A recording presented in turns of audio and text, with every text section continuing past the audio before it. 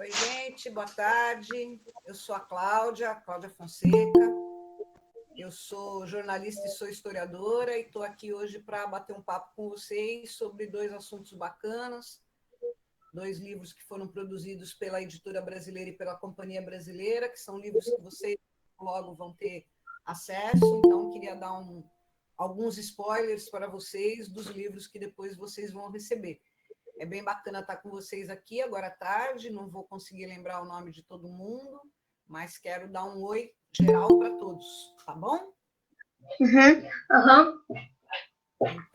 Então vamos começar pelo Festas, tá? Festas Brasileiras, que é um livro bacana, super bonito, feito pela Editora Brasileira, e como eu falei, logo logo vai estar chegando aí para vocês, tá? E aí, esse mês de agosto é bacana para a gente estar falando sobre as festas brasileiras, porque agosto é o mês do folclore, e o folclore é uma coisa super importante, que expressa a nossa cultura, expressa a nossa riqueza cultural, nossa diversidade, e tem aí para vocês lembrarem de dois seres fantásticos do nosso folclore, como o Saci Pererê e a Cuca, e aqui realmente são personagens que eu acredito que vocês devem conhecer, não é? Acredito que vocês já ouviram falar desses dois, não é não? Sim. Já ouviram? Sim. Então, e tanto a Cuca quanto o Saci e mais alguns outros personagens, eles fazem parte desse nosso universo de lendas e que também fazem parte do nosso folclore, tá?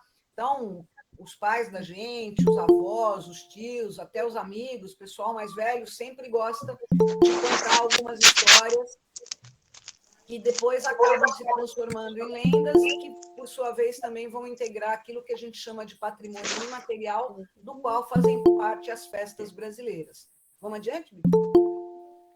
Então, o folclore ele é exatamente isso, ele é o conjunto dos costumes, das lendas, daqueles provérbios, né, que às vezes os mais antigos vão passando para a gente, eles fazem parte também de um universo de tradições, que são coisas que denotam, que mostram a nossa riqueza cultural. A cultura brasileira é uma cultura muito rica, principalmente porque ela tem a formação também com a contribuição dos outros povos que formaram o povo brasileiro. Então, tanto os nativos, que são os indígenas, quanto os europeus, quanto os negros escravizados, todos eles contribuíram, e outros tantos imigrantes que chegaram ao Brasil, eles contribuíram para que a nossa riqueza ficasse cada vez, para que a nossa cultura ficasse cada vez mais rica, né? Então, essas manifestações culturais, elas também significam a diversidade. O Brasil é um país extremamente diverso, e isso é muito bacana também, porque é originado da nossa cultura, tá? Ela é carregada, essa nossa cultura, das mais diferentes expressões culturais. E isso traz uma brasilidade, uma originalidade, ou seja, o que tem no Brasil é só do Brasil. E essa cultura popular brasileira, como eu disse, ela é a união de todos esses povos que nos formaram. Essa mistura de elementos é que torna a nossa cultura inigualável. Ela tem os ingredientes necessários, inclusive, para que ela seja única e, como eu disse anteriormente, para que seja genuinamente brasileira. Diante, Bi? E ela é tão bacana, a nossa cultura, que lá em 1935, ou seja, já há quase 100 anos atrás, o poeta Mário de Andrade ele falou assim: por que a gente não estuda essa cultura que a gente tem, que é tão bacana? E aí ele criou um departamento chamado Departamento de Cultura e Recreação, na Prefeitura Municipal de São Paulo. Esse departamento, na verdade, ele reunia um grupo de pessoas que se dedicavam realmente a estudar esses elementos da nossa cultura. Essa equipe, inclusive, queria divulgar essa cultura brasileira para outros lugares. E esse departamento também ele criou uma base para que depois nós tivéssemos algumas instituições no Brasil que protegem esses bens que a gente chama de patrimônios, o patrimônio material e também o patrimônio imaterial. Vamos lá, Bia? E aí, antes de entrar nas festas, efetivamente, que as festas elas vão fazer parte do nosso patrimônio material, queria contar um pouquinho para vocês o que são os bens materiais e os imateriais do Brasil, tá? Então, os bens materiais, um bom exemplo, tá muito pertinho aí, que é a estação de trem de Jaguariúna, é um bem material, algo que a gente precisa preservar, porque vai contar um pouquinho da nossa história, tá? Então, a sociedade tem esses elementos que foram criados ao longo do tempo, então eles representam a nossa história, ou a história de um determinado povo, ou a história de uma determinada época. Como eu disse, a estação ferroviária ela está inserida nesse universo de contar tanto a história de um povo, quanto também contar a história de uma época. Por isso que ela é considerada um bem material e por isso que ela precisa ser preservada. A gente tem outros exemplos de bens materiais, que é tudo aquilo que a gente pode pegar ou pôr à mão, enfim, isso são os bens materiais. Então, por exemplo, roupas podem ser bens materiais, os museus, os teatros, as igrejas, as praças, os prédios das universidades, os monumentos, obra de arte e até alguns utensílios. Então, o Cristo Redentor do Rio de Janeiro é um patrimônio material. Todos nós reconhecemos, inclusive, ele é uma das 7 maravilhas dos bens patrimoniais brasileiros. Mas também aquele instrumento que os nativos, os indígenas brasileiros usam, por exemplo, no seu dia a dia, você também pode pegar e também são considerados bens materiais, tá? Tá claro aí? Alguma dúvida? Então vamos lá. Oi? Não. Não. Bom, os bens. Legal, legal. Os bens imateriais, eles já são aqueles que a gente não pode pegar.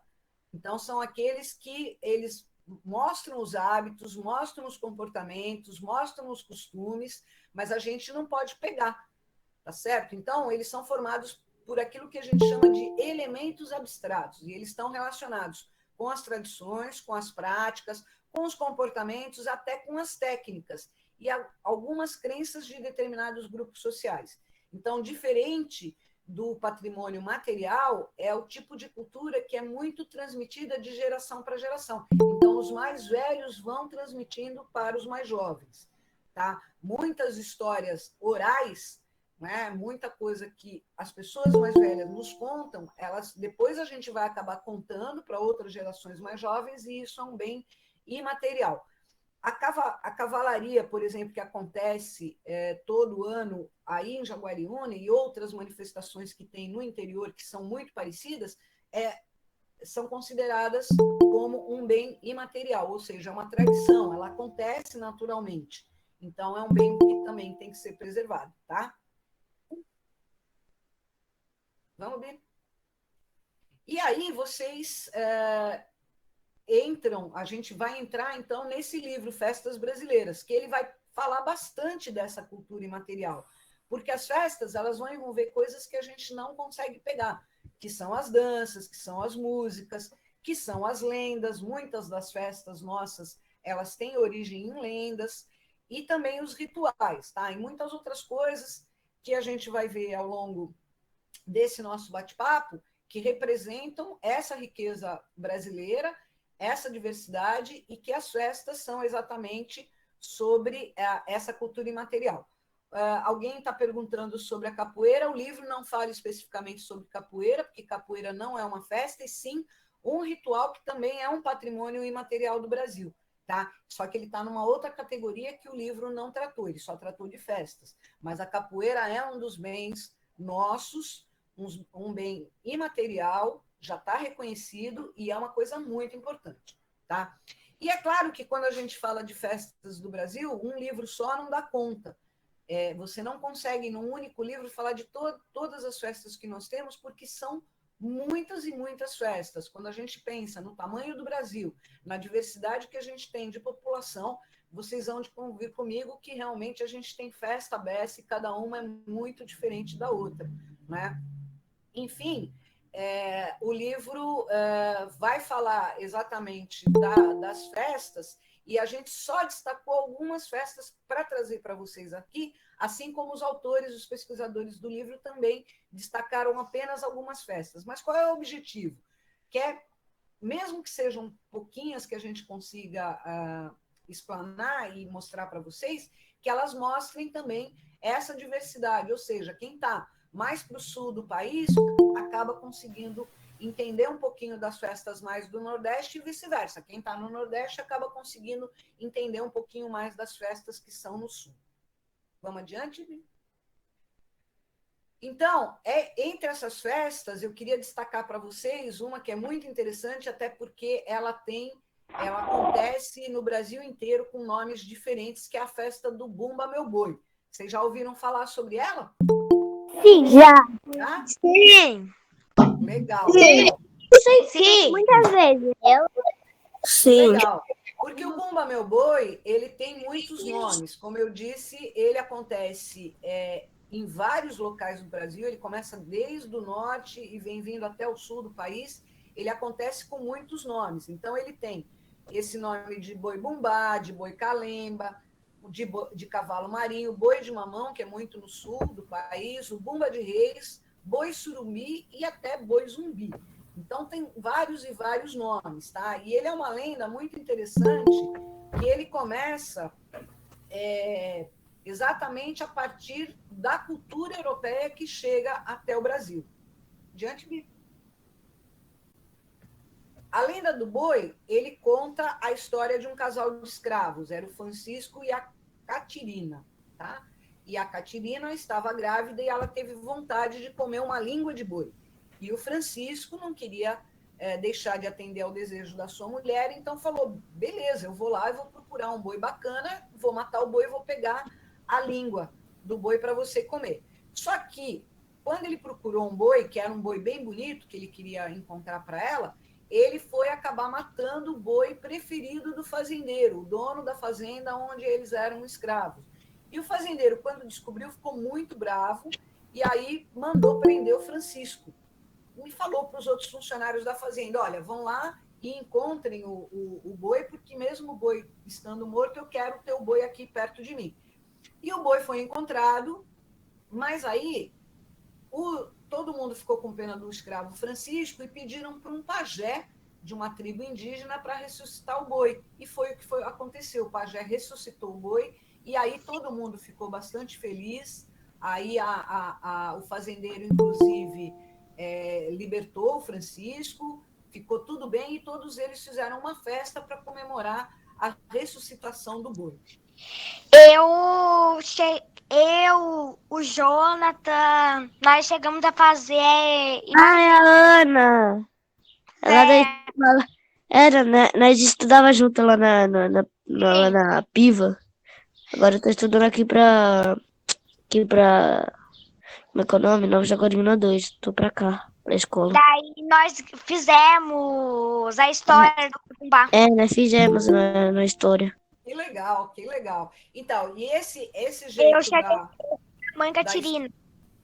Da Catirina, legal. Esse jeito da história do boi bumbá, ele vai modificando, como eu falei para vocês, dependendo da região onde você vê a festa, a história muda um pouquinho, um pouco o enredo, um pouco a história, um pouco até os nomes dos personagens. E os historiadores descobriram que essa manifestação, ela vem realmente dos países da Europa, é uma tradição dos povos de Portugal e também da Espanha, e ela chegou no Brasil no século XVI, ou seja, ainda no período da colonização. E aí, é muito legal que a gente vê essa mistura, quer dizer, quem vai matar o boi é um africano escravizado, quem vai ressuscitar o boi é um pajé, ou seja, alguém da cultura indígena. Então, vocês percebem que mesmo sendo uma tradição portuguesa e espanhola, ou seja, uma tradição europeia, ela tem a inserção de elementos nativos nossos, né, do Brasil e também dos escravizados, e ela fica um outro tipo de história, né? Então, isso é muito interessante, isso mostra muito essa diversidade cultural brasileira. Bianca? Aí a outra festa bacana que eu queria contar para vocês um pouquinho, que todo mundo conhece, é o Carnaval. Né? Todo mundo acha que o Carnaval é só o desfile das escolas de samba que tem no Rio de Janeiro, mas o Carnaval, na verdade, ele começou a ser festejado ainda na época da Roma Antiga. Eram festas que duravam 5 dias e elas se chamavam festas saturnais, porque elas eram em homenagem ao deus Saturno, que era um deus grego, e o deus Saturno cuidava muito, os romanos, o Saturno é um deus romano, e os romanos acreditavam muito que o deus Saturno dava para eles a questão da terra ser melhor, dava melhores colheitas, dava melhores condições de plantio. Então, eles faziam essa festa para homenagear o deus Saturno, um deus romano, da mitologia romana, e eram festas que aconteciam do dia 17 até o dia 23 de dezembro. Tá? E durante essas festas saturnais, as pessoas se fantasiavam.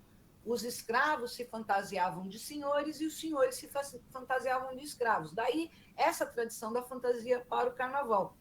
E eles todos, mesmo escravos e senhores, eles ficavam todos juntos e comemoravam durante todos esses dias, eles comemoravam dançando, com muita festa, com muita bagunça, esse período que eles chamavam de período saturnal. Vamos lá? Então, nesse próximo slide, vocês podem ver essa fotografia, na verdade, é uma reprodução de uma pintura, onde a gente vê como eram os carnavais, o carnaval que vem dessa origem das festas saturnais. Vocês podem reparar que está todo mundo junto e todo mundo está feliz, todo mundo comemorando sem distinção de quem era senhor, de quem é escravo, está todo mundo junto. Esse tipo de comemoração, depois ele vai passar da Idade Antiga, ele vai passar por toda a Idade Média. E aí ele vai mudar um pouquinho de nome, porque aí ele passa a ser comemorado no período da Quaresma, que é aquele período do ano que é um pouquinho antes da Páscoa. Então, 3 dias antes, os primeiros 3 dias da Quaresma, isso mediante a crença da Idade Média, então você começa a ter uma festa chamada de intrudo, que, na verdade, é também originária dessas festas mais antigas. Ela chega no Brasil, essa comemoração, ela vai chegar no Brasil também com os colonizadores portugueses. Em 1641, é comemorado o primeiro intrudo, ou o primeiro carnaval na cidade do Rio de Janeiro. E, a exemplo das festas antigas, o que eles faziam? Os escravos e os senhores também se misturavam e todos eles iam comemorar juntos.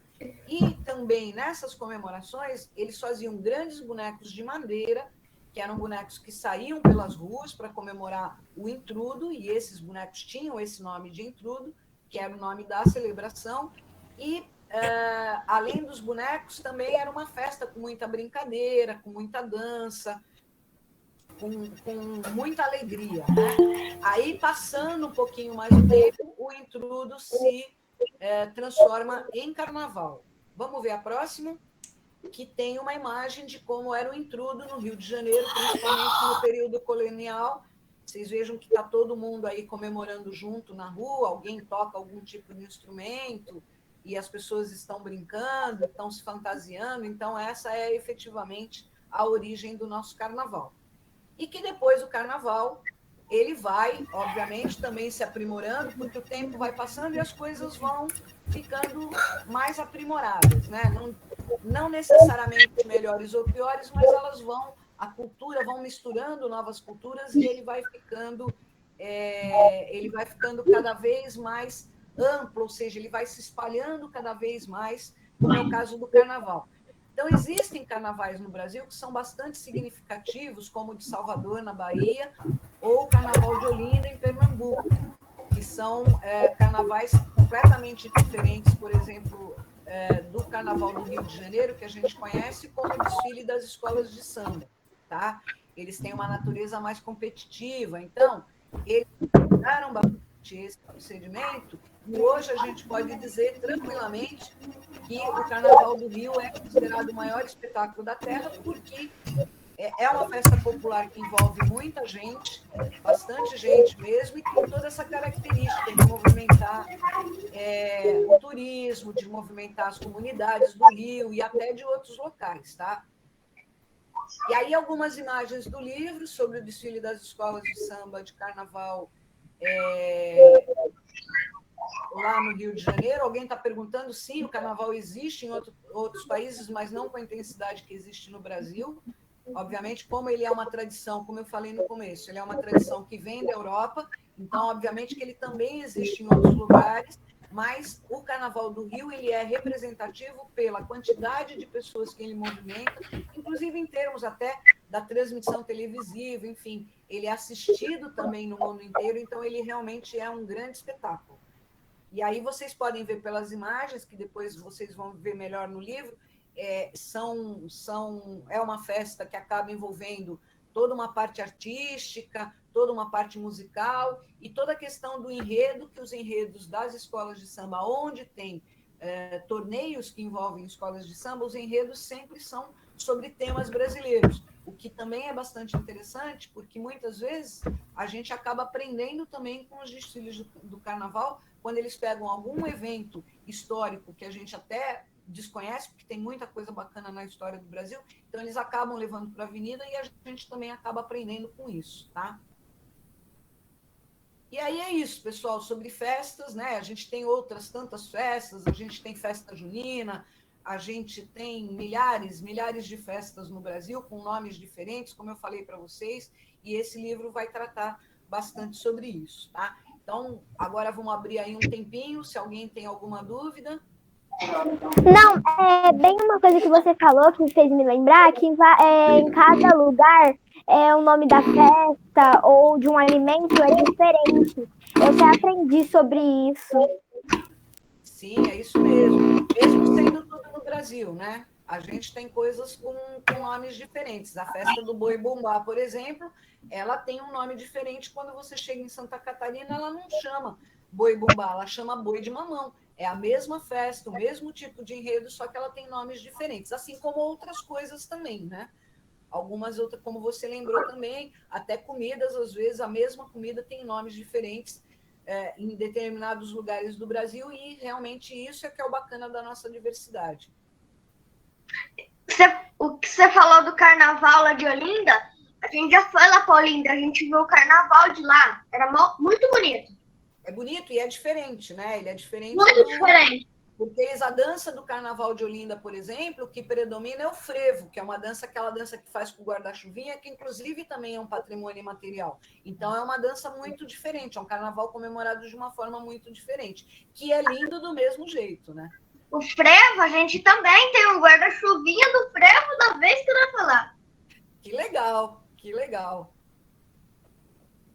É.